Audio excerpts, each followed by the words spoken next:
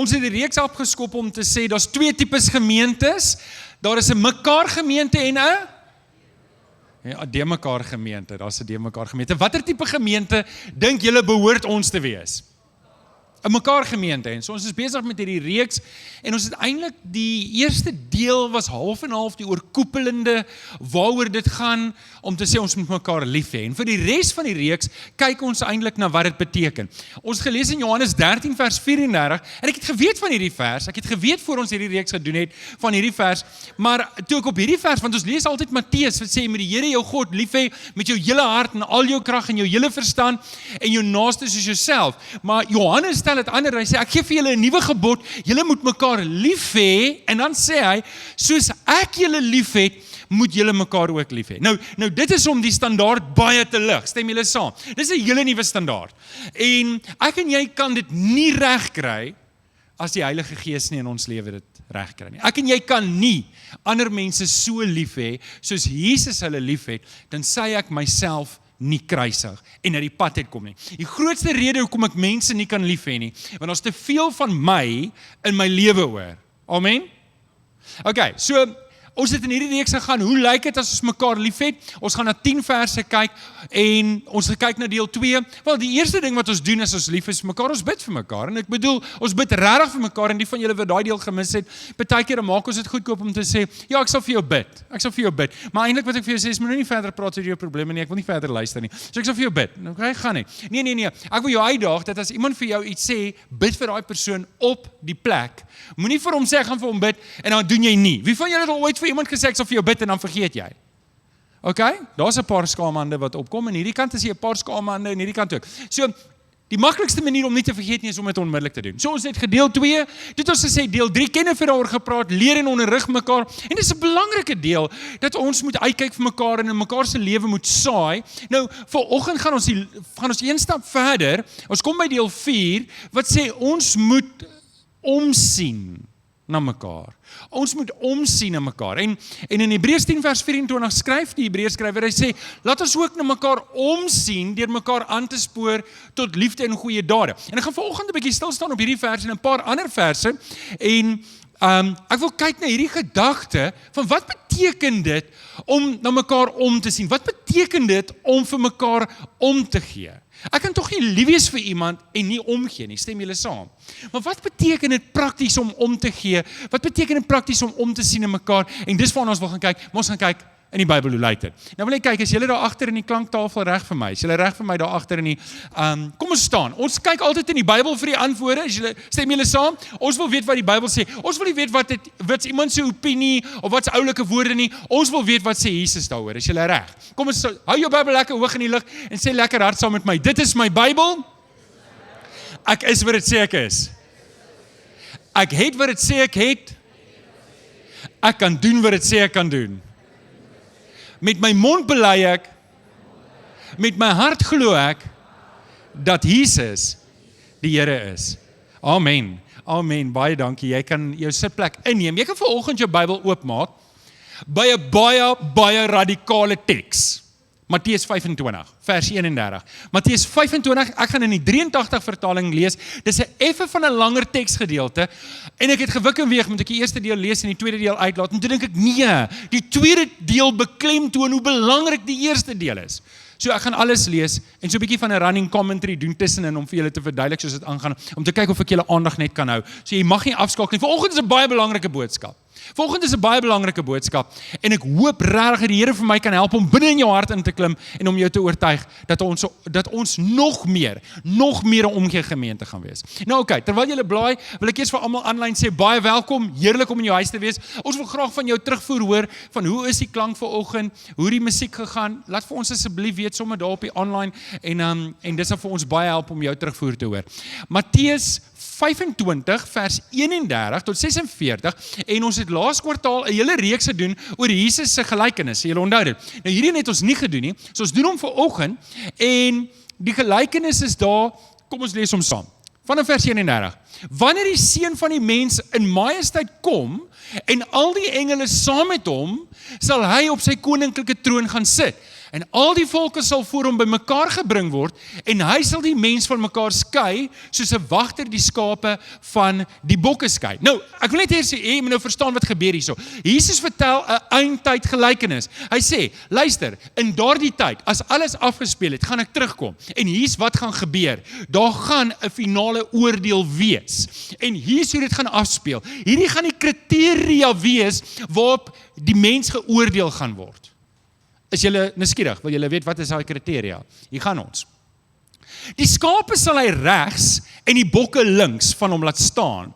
Dan sal die koning vir die aan sy regterkant, dis die skape sê, kom julle wat deur my Vader geseën is, die koninkryk is van die skepping van die wêreld af vir julle voorberei. Neem dit as erfenis in besit. Moet dit nie 'n wonderlike oomblik wees wanneer ek en jy daar voor die Here staan en die Here sê, well done, jy het dit gemaak, jy's hier, hierdie wat jy, alles wat jy hier sien is vir jou voorberei, van die begin van skepping af is dit voorberei en hier is dit nou, jy gaan dit nou ingaan. En dan sal die koning vir die aan sy regterkant sê, ons het dit nou klaar gelees, ons gaan een aan, want ek was honger, hier's die kriteria, Jesus sê vir hulle, julle kan inkom, want ek was honger, en julle het my iets gegee om te eet. Ek was dors, en julle het my iets gegee om te drink. Ek was 'n vreemdeling, en julle het my gehuisves. Ek was sonder klere, en julle het my klere gegee. Ek was siek, en julle het my verpleeg, en ek was in die tronk, en julle het my besoek. En dan sal die wat die wil van God gedoen het, en julle sien ek het dit geel gemaak, altyd as ek iets geel maak, moet jy weet, ek wil spesiale klem daarop lê. So, Jesus sê, hy het nou al hierdie goeders gesê van wat hierdie mense gedoen het aan hom, wat Jesus is, en hy sê so, hierdie is die mense wat God se wil gedoen het. Dis hoe God se wil lyk. Hy sê, dan sal die wat die wil van God gedoen het, om vra, Here, wanneer het ons nie honger gesien en nie gevoed, of dors en nie iets gegee om te drink? En wanneer het ons nie 'n vreemdeling gesien en nie gehuisves, of sonder klere en vir die klere gegee? Wanneer het ons nie siek gesien of in die tronk en nie besoek? Nou, ek bedoel, wie van julle het dit al aan Jesus gedoen? Wie van julle het al vir Jesus gehuisves? Wie van julle het al vir Jesus water gegee? Wie van julle het al vir Jesus kos gegee? Julle gaan ook vra, maar Here, wanneer het ons dit gedoen? Nou hierdie impliseer twee goed. Eerstens, hulle het dit gedoen sonder dat hulle geweet het hulle doen dit. Hulle het dit uit die goedheid van hulle hart gedoen, en dan gaan Jesus hulle antwoord. En die koning sal vir hulle antwoord, dit verseker ek julle, vir sover julle dit aan een van die geringstes van hierdie broers van my gedoen het julle dit ook aan my gedoen. En nou, so wat Jesus nou sê, so met ander woorde, as jy dit aan iemand gedoen het, wat vir die Here gewerk het, of lief is vir die Here, dan het jy dit vir Jesus gedoen.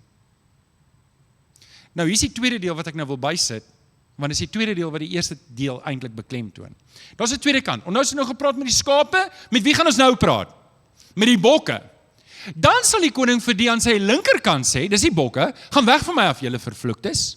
Gaan na die ewige vuur, wat vir die duiwel en sy engele voorberei is, want ek was honger, en julle het my niks gegee om te eet nie. Ek was dors, en julle het my niks gegee om te drink nie. Ek was 'n vreemdeling, en julle het my nie gehuisves nie, sonder klere, en julle het my nie klere gegee nie, siek en in die tronk, en julle het my nie versorg nie. En dan sal hulle dieselfde reaksie hê, hulle sal ook antwoord, Here, wanneer het ons nie honger of dors of vreemdeling of sonder klere, siek of in die tronk gesien en nie gehelp nie? En hy antwoord hulle, dit verseker ek julle, vir sover dit aan een van hierdie geringstes nie gedoen het nie, het julle dit ook nie aan my gedoen nie. En hierdie mense sal die ewige straf ontvang, maar die wat die wil van God gedoen het, die ewige lewe. Ek dink, hierdie is nie 'n baie populêre gelykenis nie, en dit is nie lekker om oor te praat nie, want hierdie gelykenis verwag iets van jou en van my. En Jesus maak dit so duidelik, dis nie my woorde nie, dis Jesus se woorde, wat sê, as ek nie omgee nie, is ek verlore. As ek nie omgee nie, is dit 'n duidelike teken, dat ek verlore is. Nou, ek wil vanoggend 'n bietjie met julle hieroor praat, want dit is baie duidelik, dat omgee, vir medegelowiges, en vir alle mense, vir Jesus belangrik is. Stem julle saam? Dis nie my woorde nie, dis Jesus se woorde. Hy sê, ek was honger, ek was dors, ek was 'n vreemdeling, ek was sonder klere, ek was siek en ek was in die tronk. En die vraag wat Jesus in die lug laat hang vir my en jou vandag, is, het jy my gehelp? Ja of nee? As jy dit aan die geringste van my gedoen het, het jy dit aan my gedoen. As jy dit nie gedoen het aan die geringste nie, het jy dit ook nie vir my gedoen nie. En dan lees ons in Galasiërs 6:10, solank ons die geleentheid het, moet ons dis aan almal gedoen, veral aan ons medegelowiges. Nou oké, ek wil vanoggend dit baie prakties maak. Hier is 'n baie eenvoudige boodskap, maar tog 'n belangrike boodskap. Want hier is waar ons dit kan mis. Hier is waar ons dit kan mis. En ek gaan vanoggend 'n paar belangrike goed doen en ek hoop ek kry jou gemobiliseer vanoggend om te sê, die Here verwag iets vanoggend vir my. 4 maniere hoe ons na mekaar kan omsien. Die van julle wat skryf, dis nou die tyd om jou pen en papier uit te haal en te begin skryf. Ons kan nommer 1, ons sien om na mekaar deur om, en hier is 'n belangrike een, deur om saam te lag en saam te huil. Jy geweet jy versorg mense so, deur om saam met hulle te lag. En hier is 'n emosionele versorging. Paulus sê in Romeine 12:15, wees bly saam met die wat bly is en treur saam met die wat treur. Ek dink ons maak te min hiervan, om te weet, hier's mense wat nou hier sit, en jou hart is stikkend, jou hart is seer, maar daar's niemand wat saam met jou huil nie. Daar's niemand wat sy arm op jou skouer sit en sê, ek gee om nie. Want, weet julle wat? Dit is tog nou nie altyd lekker om te huil nie, stem julle saam? En weet jy wat, ek huil genoeg, ek wil nie nog oor jou goed ook huil nie, is dit nie so nie? En tog is daar 'n verwagting in die skrif, dat dit deel is van omgee. Ons sien om na mekaar dat ek saam met jou seer het, maar ook saam met jou bly is. As iets goed in jou lewe gebeur het, moet ek bly wees saam met jou. Daai nuwe babietjie wat op pad is, ek is bly saam met jou. Jy het 'n nuwe voertuig gekoop, ek is bly saam met jou. Ek sien jaloers op jou omdat jy beter doen as ek nie. Ek is bly saam met jou, want die Here voorsien vir jou en seën vir jou. So daar is 'n komponent van bly wees. Nou sien, ek dink hier is 'n moeilike ding. Ons sukkel partykeer om onderskeid te tref tussen simpatie en empatie. En ek gaan dit vinnig vir julle verduidelik. Simpatie is om regtig jammer te wees vir iemand. Ek kry iemand jammer. Ek kyk na iemand en ek sien, jene, hierdie ou sukkel. Ek voel regtig jammer vir hom. But it's not my battle. Dis nie my probleem nie. Dis jou probleem. So, weet jy wat gaan ek doen? Ek gaan omdraai en wegstap en ek gaan dit nie op my vat nie. Dis nie my battle nie. Ek kan regtig jammer voel vir iemand sonder om enigiets te doen.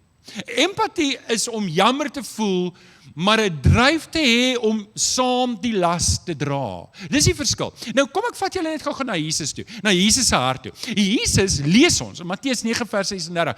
Toe die menigte sien, hy kyk na die mense, dis ook een van ons verse, dis ons temavers daar op die muur. Hy kyk na die mense en hy sien hulle soos skape sonder 'n herder. En wat doen hy? Hy het hulle innig. Dit klink so simpatie. Die een wat ek gesê het, julle moenie hê nie, né? Hy kry hulle jammer. Ons kan maklik jammer voel vir iemand. In Lukas 7:13 kom 'n vrou na hom en hy kyk na die vrou en hy kry die vrou innig jammer. Klink so simpatie, né? Kom ek gee vir julle nog een. Lukas 19:41. Kyk en hy praat en hy weet hy gaan na Jerusalem en hy weet wat vir hom wag en hy het gehuil oor Jerusalem. Maar sien, Jesus het nie net jammer gekry nie, hy het nie net gehuil nie, hy het meer as simpatie gedoen. Wat het hy gedoen? Hy het aan die kruis gesterf. Hy het iets gedoen, hy het iets daadwerklik gedoen, hy het verandering ingebring. En die Here roep my en jou vandag, om nie net jammer te kry nie, maar om in te tree. En die ding is, maar wat kan ek doen? Ek kan niks doen nie. Weet jy nie, dalk het jy vanoggend net 5 broodjies en 2 vissies. Dis al wat jy het, maar dis al wat jy hoef te hê, en dit vir die Here op die tafel te sit, en die Here sal die wonderwerk doen. Ek vra nie vanoggend van jou, om baie groot goed te doen, buite jou vermoë nie. Ek vra vanoggend van jou, om op te daag, en te sê, Here, hier is ek. Ek het niks nie, ek het regtig niks nie. Ek het net 5 broodjies en 2 vissies, maar Here, dis u sin. U kan dit gebruik. Verskil tussen empatie en simpatie. Lag saam met die wat lag, huil saam met die wat ly. Nou oké, dit bring ons by die tweede ene. Wat moet ons nog doen? Wat is die tweede praktiese ding wat ons kan doen, deur om vir mekaar om te sien? En dit is, ons moet mekaar aanspoor. Dis wat ek vanoggend hier wil doen, en dis wat ek wil hê jy moet in jou klein groep doen, dis wat ek wil hê wanneer jy saam met jou mense beweeg, saam met jou vrou en jou kinders en jou man, dat hierdie dinge 'n konstante aansporing is. En ons lees dit in Hebreërs 10:24, laat ons dan na mekaar omsien. Hoe sien ons na mekaar om? Ons moet mekaar aanspoor tot liefde en goeie dade. Ek moet na jou toe kan kom en vir jou kan sê, Herman, hoe lyk dit? Is jy besig om jou lewe te belê in goeie dade? Met ander woorde, dis nie net iets wat ek aan jou doen nie, ek moet jou kan aanpoor en sê, kom aan Herman. Nou oké, Herman, dankie vir daai reistool wat jy vir ons gegee het, lank terug al, maar oké, so jy doen dit, ek was net bang, jy dink ek pik op jou. So, ons moet dit doen. Nou, almal van ons gaan partykeer, nou sit almal, Ek hoop nie hy gaan nou op my kom pik nie. Almal van ons gaan op en almal van ons gaan af. Almal van ons kom op 'n plek wat jy's op 'n goeie plek, daar's opgewondenheid, daar's excitement en almal van ons kom op 'n laagtepunt. Jy's baie keer op deurdat jy oorwinnings het, baie keer is jy af want jy kry nederlaag. Dit maak nie saak nie waar jy is, jy kan iets op die tafel sit. Natuurlik, ons gaan saam met jou lag en ons gaan saam met jou huil, maar dan moet 'n stappie verder geneem word. Ons moet mekaar aanspoor. En dis ons as gemeente se werk. Ons moet mekaar kan aanspoor, mekaar in die oë kan kyk en te sê, hoorie, ons moet saamwerk. Die werk daar buite is te groot vir een persoon. Ek het jou nodig. En dis hoekom ek jou wil aanspoor. Ek het jou nodig om saam met my op die uitkyk te wees. Vriende, as ons hier sit, almal van julle het vanoggend julle tande geborsel. Almal van julle het julle hare gekam, behalwe klein Lukas daar agter, hy het nie sy hare gekam nie. Ek het hom gesien met my eie oë. Almal van ons het gedoen. Ons lyk almal op ons beste hier. Ons het lekker stink me nice aangesmeer. Ons het alles hier gedoen om op ons beste te lyk. Ek kan nie jou probleme eers naaste by agterkom vanoggend nie. Maar weet jy wat? Die mense om jou kan. Die mense om jou kan. En jy moet my help om die ou langs jou op te help. Jy moet my help om die ou om jou te ondersteun en jou arm onder hom in te sit en om daai 2 tree te help dra wat hy nie kan nie. Soos Moses het Aaron en Joshua sy arms hoog gehou, want hy het hierdie groot en belangrike taak gehad om vir God te werk en hy kon dit nie alleen doen nie. Ek en jy moet die mense help wat daar besig is om vir die Here te werk. Ons moet hulle arms hoog hou. Iewers is daar iemand wat 'n brug nodig het en jy moet daai steen verskaf. Daai ou kan nie op die volgende plek kom nie, want jy sit met daai steen vir daai brug in jou hand en jy moet dit gaan lê. Partykeer is dit so 'n eenvoudige ding soos 'n koneksie. Ek moet opdaag en daardie ander gelowige voorstel aan 'n ander gelowige en dis wat dit vat. En dis wat hierdie aanspoor behels. Laat ons mekaar omsien deur om mekaar aan te spoor tot hierdie liefde en goeie dade. Ek kan nie sê ek's lief vir iemand, maar ons nie goeie dade nie. Ek kan nie sê ek's lief vir jou, maar dit wys op geen manier nie. Liefde is nie 'n mushy gevoel nie. Karel, ek is lief vir jou broer. Moet net niks van my vra nie. Jesus het die disippels se voete gewas. Dit was daadwerklike iets omdat hy lief was vir hulle. Nou, dis waar ek jou hart nou vanoggend vra. Dis waar ek vanoggend jou hart vra om prakties, hoor mooi, op die uitkyk te wees vir waar jy kan goed doen. Eerste hier, maar dan ook daar buite kan. Ek weet nie of Winston Churchill 'n gelowige was nie. Maar hy het hierdie ding gesê. Hy het gesê, it's better to do something than to do nothing while waiting to do everything. Het is beter om ietsie klein te doen. Jy sê, maar ek kan nie nou nie. Jy kan nou. Jy kan nou. Dalk is dit 5 broodjies, 2 vissies. Jy moet net doen wat jy kan. Jy moet jouself nie vergelyk met ander en sê, kyk hoe baie doen hulle nie. Jy moet net doen wat jy kan doen. Ek wil jou vanoggend kom aanspoor om een goeie daad. Ek wou gesê elke dag een goeie daad, maar ek's bang julle dink is te veel. Maak dit dan 'n week as jy wil, maar begin iewers. Wees op die uitkyk, waar kan jy goed doen? Sonder om opgemerk te word, sonder om gesien te word, sonder om krediet te kry, soek 'n geleentheid om goed te doen. Nommer 2, ons gaan aan. Nommer 3, sien om na mekaar deur om te sorg vir mekaar. Nou oké, die eerste een het ons nou gesê, ons moet dit doen. Nou gaan ek vir julle 'n paar praktiese goed gee, hoe ons dit doen. Hier is fisiese versorging. Hierdie is fisiese versorging. Jesus sê ek was dors, julle het my iets gegee om te drink, nie? Ek was honger en julle het my niks gegee om te eet, nie? Dis fisiese versorging. Hebreërs 13 vers 16 sê, moenie nalat om goed te doen en mededeelsaam te wees nie. Mededeelsaam beteken ek het iets en iemand anders het dit nie en ek moet vir dit wat die oorvloed wat ek het, moet ek vir die ou gee wat minder het om hom te help dat hy nie 'n tekort het nie. Hoe kan ek ou kyk wat tekort het en ek het oorvloed en sê, "Wel, dis nou jammer." Dis nou jammer. Ek hoop jy kom reg. Gaan en wees vol. Gaan wees warm. Maar los my uit. Ek kan dit nie doen. Dis nie hoe liefde lyk nie. Stem julle saam? So, ek moet mededeelsaam met in my lewe wees. En ek moet nie sê, hoorie, kom ons kyk net 'n bietjie rond. Ons gaan hier in die parkeerarea rondloop en kyk weer die grand karre. Dis hulle wat moet mededeelsaam wees. Ja, dis hulle ook, maar ek moet die vinger nou na myself wys en sê, ek kan dalk nie soos 'n miljonair is ook nou nie, die is daar eers maar iets nie, nê. Maar kom ons sê maar soos 'n miljonair. Ek kan dalk nie soos 'n miljonair optree en 'n klomp geld weggee nie. Maar ek kan gee wat die Here op my hart gelê het om te gee. So ek moet mededeelsaam wees. Want dit, hoor nou mooi, hier is die wonderlike deel van die vers. Moenie nalat om goed te doen en, sê net weer daai woord. Okay, maar julle moet dit nou saam sê asof julle dit bedoel. Moenie nalat om goed te doen en te wees nie, want dit is die offer wat vir God aanneemlik is. Met ander woorde, wanneer ek dit doen, wanneer ek iemand help, wanneer ek vir iemand gee, wanneer ek vir hom 'n glas water, wat ook al dit is, kos gee of wat dit ook al, dan moet ek vir myself herinner, dis die tipe offer wat God van my verwag. So kom ons breek 'n bietjie daai vers op. Moenie nalat om goed te doen nie. Dit het ons. John Wesley het gesê, ek het 'n paar ouens wat ek aanhaal vanoggend. Hy sê, do all the good you can, by all the means you can, in all the ways you can, in all the places you can, at all the times you can, to all the people you can, as long as ever you can. Ons is geroep hiervoor. Ons is geroep om ons lewe te wy aan goeie dade. Hierdie het my ook nogal opgeval. Jy sien, as jy preek voorberei, dan kom al hierdie goeders na jou toe en dan, the smallest of actions is always better than the noblest of intentions. Jy kan goeie intensie hê, maar ek kan nie my maag vol maak met jou goeie intensie nie. Okay, my maag is vol, baie dankie. Nie vanoggend, ek eet nie ontbyt op 'n Sondagoggend nie.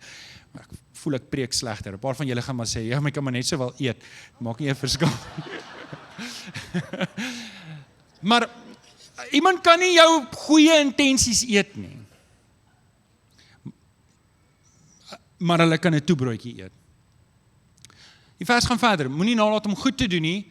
Moenie nalat om mededeelsaam te wees nie. Nee, so ons ken dit. Sharing is caring. Nou, ek het 2 insidente en ek hoop nie my tyd hardloop uit nie, maar ek moet die eerste insident, die tweede insident weet ek nie of ek gaan nie, maar kom ons kyk, hoe ver kom ek. Ek was eendag saam met 'n klomp, ek dink dit was studente. Ek het lank terug probeer terugdink wanneer dit gebeur, maar ek kan nie presies die insident onthou nie. Maar kom ons sou sê ons was 'n klomp eerste jaar teologiese studente of teologiese studente en ons geloop in die dorp en daar was 'n klein seentjie wat geld gebedel het. En hy het so kom geld bedel en een van die studente, dit was nie ek nie, maar dit kon dalk ek gewees het, maar ek kan nie onthou nie, het sy hand terug uitgesteek. Ja, ons het gedink is skreeusnaaks, maar wat die seentjie toe gedoen het my nie daar uitgebal nie, eers later aan. Toe haal hy, ek dink 20 sent uit sy sak uit, en hy gee dit vir die student. Weet julle wat breek my hart? As ek nou daaraan dink, ons het almal hardop begin lag. Ek dink nou terug, hoe 'n klap dit in God se gesig is, dat ons as kinders van die Here gedink het, dis snaaks. Die tweede insident was baie jare voor dit, 1995, ek onthou ek was net so 'n jarekind van die Here. Simpatie, empatie, nou vertel ek julle 'n storie van simpatie.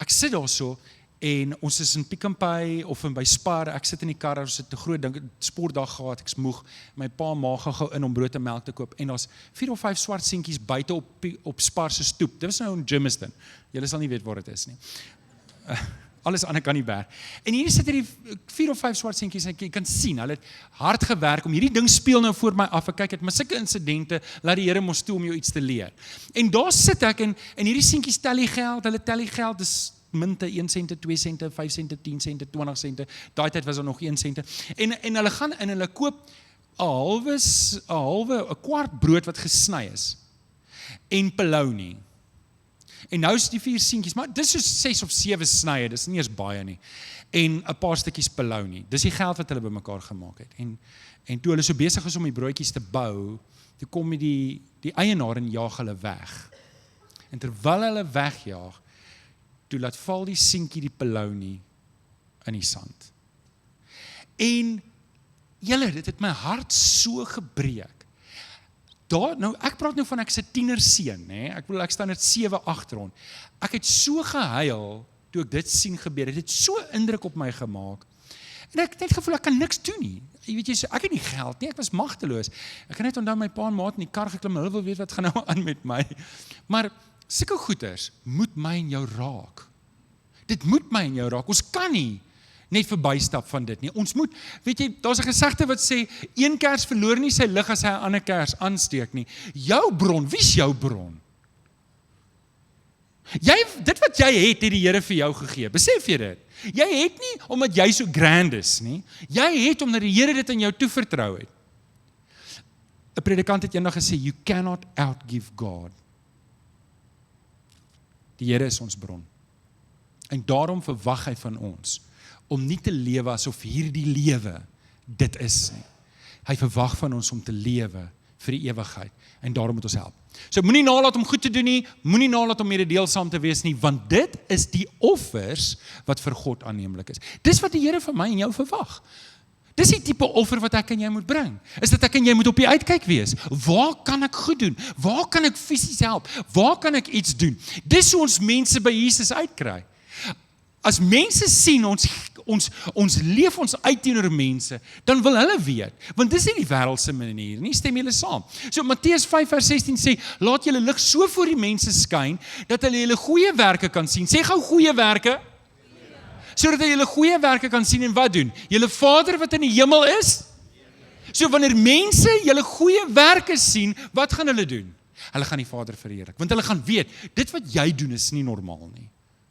Daar's 'n groter hand in jou lewe. Jy lewe vir meer. En hierdie, ek wil dalk net hier sit, want iewers in julle gedagtes kan die vyand nou 'n saadjie plant om te sê, maar Johan, goeie werke kan my nie red nie. Jy's 100% reg. Niemand van ons word gered deur goeie werke nie, maar ons word gered vir goeie werke. As daar nie goeie werke in my lewe is nie, dan wys dit daarmee dat ek nie gered is nie. Okay, dit bring ons by nommer 4, laastens. Ons moet na mekaar omsien deur na mekaar te gaan soek. En hierdie is die geestelike versorging. Galasiërs 6 vers 1 sê, as iemand in een of ander sonde val, moet julle, wat julle deur die Gees laat lei, so iemand in 'n gees van sagmoedigheid reghelp. En pas op, want jy kan self ook in versoeking kom. So, hier is 'n belangrike vers. Kom ons kyk hoe gaan dit. Ek wil hê julle moet weet, enige iemand is welkom by die kerk. En as ons die kerk se deure gaan oopmaak vir enige iemand, raai wie gaan inkom? Enige iemand. Dit gaan mense wees wat partykeer 'n bietjie anders lyk as ons. Mense wat anderste voorkeure het as ons. Mense wat nog werklik diep in die wêreld en diep in sonde is. Is hulle welkom in hierdie kerk? Is hulle welkom in hierdie kerk? Is daar mense wat sukkel daar buite? Is hulle welkom in hierdie kerk? Okay, maar jy moet dit met jou hart sê, nie met jou mond nie, want as hulle gaan opdaag, en jy sê, wat het die kat nou hier ingebring nie? Want almal van ons is maar stikkend op enige dag. Dis so, daar gaan mense wees wat met die een of ander ding sukkel in hulle lewe. Maar, en dit is 'n baie groot maar. Hierdie is dalk 'n hospitaal, maar hoorie, dis nie hoe dit in 'n hospitaal werk nie. Jy bring al die siek mense in en sê, ag foei tog, jy's so siek.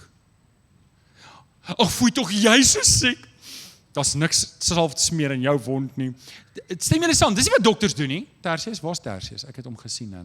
Tersius, jy het geskei. 'n Dokter gaan nie na die pasiënt toe en sê, jy lyk of jy dit gemaak nie. Ag foei tog. Nee, wat doen hy? Hy gee vir medisyne. Hy help hom. Hierdie is 'n hospitaal vir sondaars. Mense wat sukkel in hulle lewe moet hiernatoe kom en dan moet hulle medisyne kry. Daarom wil ek hê jy moet weet. Maak nie saak watter sonde in jou lewe is nie. Jy's welkom hier, maar weet dit vir 'n feit. Ek gaan alles in my vermoë doen om jou uit te daag om uit daai gat uit te klim, want ons kan nie hinkepink lewe nie. Amen. Ons kan nie, want sonde maak dood. Sonde bring verwoesting in jou verhoudings, dit bring verwoesting in elke aspek van jou lewe, jou finansies, jou verhouding met jou kinders, jou verhouding met jou lewensmaat. Dit bring in elke ding. Jy kan hemel toe gaan, maar jy gaan hinkepink hemel toe gaan. Wie van julle wil hinkepink hemel toe gaan? Nee man, die Here roep ons om, die Here het ons, die kruis van die Here Jesus, hy het gesterf vir ons sonde, nie om te sê, ag foei tog, kyk jy arme sondaar nie. Nee, om jou oorwinning te gee. Amen? Ag kom sê 'n bietjie amen toe. Okay, so hierdie is 'n belangrike ding, en miskien moet ek dalk net hier sit. Ek weet nie wat se geheime sonde doen jy in jou hart nie. Ek weet nie wat se sonde is daar nie. Maar jy moet 'n besluit neem in die Here dat jy's klaar daarmee. Jy's klaar daarmee. Nou dit gaan jou dalk 'n tydjie vat om daar te kom, maar jy moet 'n besluit neem om te sê, Here, alles wat nie soos Jesus lyk in my lewe nie, is ek klaar mee. Ek dink die tweede diens gaan, hierdie is die eerste diens, hulle word nog wakker, dis reg, daar's lekker sterk koffie na kerk. Okay, so, hier is die ding wat ons moet weet, is ons moet vir mekaar uitkyk. Ons moet vir mekaar uitkyk. Jy weet, ons hou partykeer so halwe blinde, daai ou, hy is maar vol sonde, maar sal maar niks sê nie. Nee, en dis hoekom ek en jy in 'n selgroep moet wees. Ek moet jou kan uitdaag, en jy moet my kan uitdaag, en sê, hey broer, wat sien ek in jou lewe? Wat is besig om aan te gaan? As iemand teen of ander sonde val, moet julle wat julle deur die Gees laat lei, so iemand in sagmoedigheid reghelp. Wie's volgende hier en jy sê, ek's lief vir die Here? Wie kan amen sê daarop? Amen. Wie van julle sê, ek probeer regtig groei in die Here? Nou, ek weet nie waar jy nou is nie, maar my werk is om jou te kry dat jy op 'n plek is, sodat ons van jou kan sê, moet julle wat julle deur die Gees laat lei, so iemand in 'n gees van sagmoedigheid reghelp. Ek word sulke manne, ek word sulke vroue hier om my te help. Wie's in? Al is jy nog nie daar nie, jy kan sê ek is in. Okay, so dis belangrik. Ek wil met jou 'n ooreenkoms maak. As ek iewers gaan uitval, nê, wat moet jy doen? Jy moet my gaan haal. Okay, as jy iewers gaan uitval, ons gaan vir jou kom haal. En die mense wat uitgeval het, ons moet hulle gaan haal. Ons kan hulle nie los nie. Nou okay, hiermee sluit ek af. Ek en jy ons word nie gered deur goeie dade nie. Ons word gered omdat ons geloof en ons vertroue in die Here Jesus is. Ken of julle kan vorentoe kom. Stem julle saam. En as jy vanoggend hier sit en jy het nog nie 'n oorgawe gemaak aan die Here Jesus nie, dan pleit ek by jou, dis die eerste stap. Dit help nie, iemand sê eendag vir my, Johan, jy preek 'n bietjie te veel oor sonde, jy gaan die mense wegjaag. Ek dink toe by myself, weet jy wat, dis seker so, want as jy praat oor sonde en jy praat openlik daaroor, dit is afronterend. Ek sal nie daarvan hou as jy my sonde kom uitwys nie, dit sal nie vir my lekker wees nie, maar ek weet mos nou ons wil groei in die Here. Maar weet jy wat, ek wil liewer 'n leë kerk hê. Wel, dis verkeerd. Ek wil liewer minder mense in die kerk hê, wat ek weet ons gaan hemel toe, as wat ek 'n vol kerk mense hê wat op pad is hel toe. Stem julle saam? En dis hoekom ons die vinger wys na die Here Jesus. Nou kyk, ons moet mekaar aanmoedig tot liefde en goeie dade. Aanspoor tot liefde en goeie dade. Dis wat ek nou gaan doen. Almal kan nie alles doen nie. Maar almal kan iets doen. Kom ons doen iets.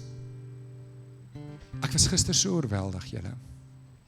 Ek was so oorweldig. Onthou nou, hierdie preek is al 'n paar weke terug voorberei. En ek het 'n A-span versorgers in hierdie gemeente, 'n A-span versorgers. En op een oomblik is die grootste deel van my A-span versorgers, die ene helfte kort versorging en die ander helfte is siek. En nou is al my versorgers gedisabled en ek het 'n vol program. En ek gooi dit net uit en ek sê, help my. En mense steek hulle hande op. Hulle sê, ons gaan deurkom. En gisteraand, terwyl ek deur my notas gaan, toe raak my hart so vol. Ek huil soos 'n babietjie oor die dankbaarheid wat ek het om deel van hierdie gemeente te wees. Weet ek, hierdie slide het ek gisteraand ingesit, want ek is oortuig, dis die pad wat die Here wil hê ons moet stap. Ons A-span versorgers is net uit 'n klein groepie.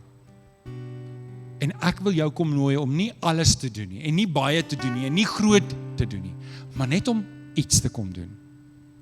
Ok, ek het 'n SOS groep. En as jy bereid is om 1 keer 'n week iets te doen, 1 keer 'n maand iets te doen, dan wil ek jou nooi. Kom doen jou goeie daad saam met ons. Ons het, nou is ek besig aan die liedjies in, nou is ek verby, ja. Ek het, en hoorie, dink eers daaroor, moenie net deel word nie. Ons het 'n nuwe groepie oopgemaak, is op die community groep. As jy voel jy wil aanmeld om iets te doen, maar jy moet aanmeld omdat jy iets wil doen, kom op die groep, kom help ons. Kom ons wees 'n gemeente wat ons gemeenskap infiltreer met goeie dade, sodat daardie mense ons Vader sal verheerlik. Sodat die mense Jesus in ons sal sien. Amen. Kom ons bid saam. Vader, ek kom dankie vir hierdie spesiale oomblikke. Here, as ek dink aan daai gelykenis, dis taaf. Maar Here, dis wat die woord sê, U verwag van ons meer. U verwag van ons meer as om net vir hierdie lewe te leef. Wil U nie deur die Heilige Gees ons kom oortuig, Here, dat ons vir meer as onsself sal leef nie. Ons bid dit in Jesus naam. En kinders van die Here sê, Amen.